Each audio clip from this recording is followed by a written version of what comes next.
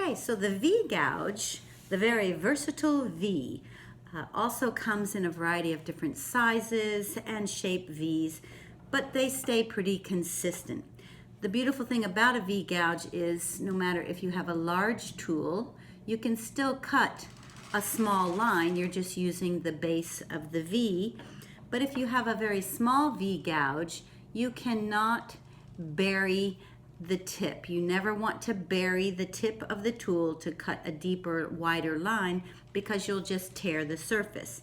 Now the V-gouge comes in very handy when you're getting into small areas. If you're cutting line work, you can get a nice movement, a nice flow through there. If you're cutting a full-blown circle, you will never go all the way around because you do never want to carve back towards you. You're always pushing away from the body. So you'll have to pick up, move your body, and then come in at a different direction. Put your back in the line to cut a full circle. So when I use the V-gouge, sometimes I like to use a mallet, and any kind of mallet, a hammer with rubber tips. This is a rubber mallet. They make wooden mallets for carving or plastic mallets that have a buckshot in there for a little weight.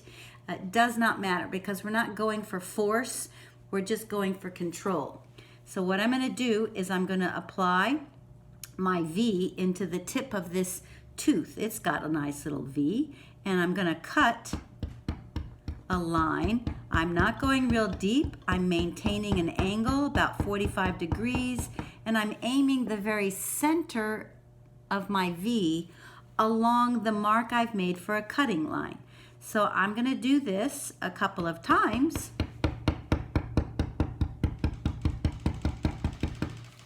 And I'm sort of creating the outline of my tooth. This is going to be a white area with a black background.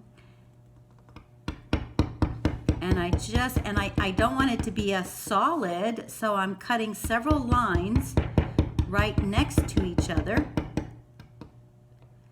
And notice I'm not going in and popping out. That will break the tip of your V-gouge and you'll have to grind it down and resharpen it. So you just go along until you stop, and that's that. You don't pop it out.